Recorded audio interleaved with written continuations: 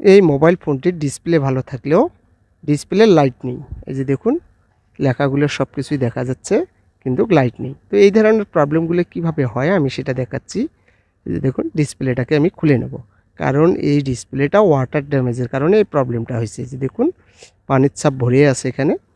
তো আমাদের এগুলো পরিষ্কার করতে হবে। করার পর এখানে দেখতেছি দুটা লাইন মিসিং। এই যে দেখুন এই লাইনটা আর একটা লাইন এই যেটা।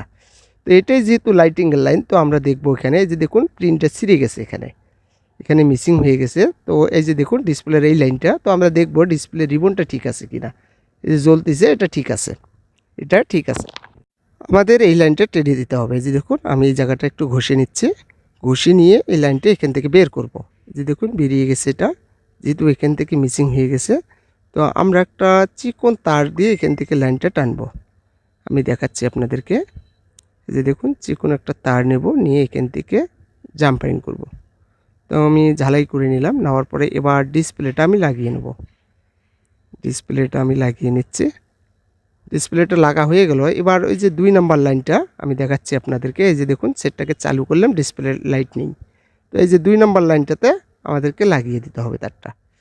তো এবার আমরা চেক করব লাইট আসে কিনা। এই যে দেখুন লাইট চলে আসছে, একদম ওকে হয়ে গেছে, প্রবলেম নেই আর, একদম ক্লিয়ার এসে গেছে।